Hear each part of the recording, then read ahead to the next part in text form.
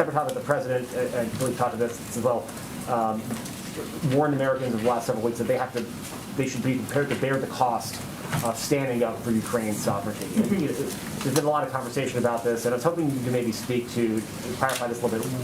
Why should Americans, feel that they have to? That is a cost that they should have to bear, and that should affect their lives. And how much should they be prepared for this, geopolitical crisis to impact their day-to-day living?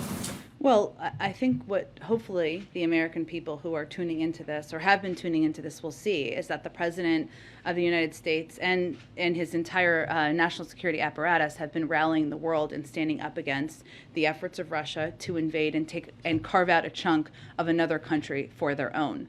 And that is, the world is standing with the United States against the actions of President Putin. Now, why does that matter? I realize that's what you're asking me. Why does that matter to the American people?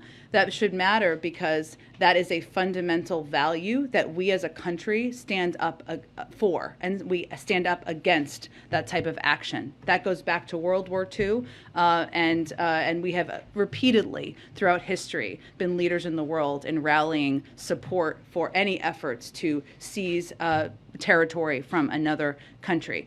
When the president spoke to the American people last week, it was very important to him to be very direct and clear and straightforward with them about what this could mean as we looked to what the impact of an invasion could mean and also what the impact of sanctions could mean. And the fact that standing up for values is not without cost, including in this case, including potentially in this scenario. Now, as Dilip just conveyed, what the president has said to his national security team is he wants to leave no stone unturned. He wants them to take every step possible to tap into the resources of global suppliers, to present to him any option that will reduce the impact on the American people. And even as he's looking at sanctions, he is taking that into account. But this is about standing up for American values and he wanted to make clear to them what impact that could have.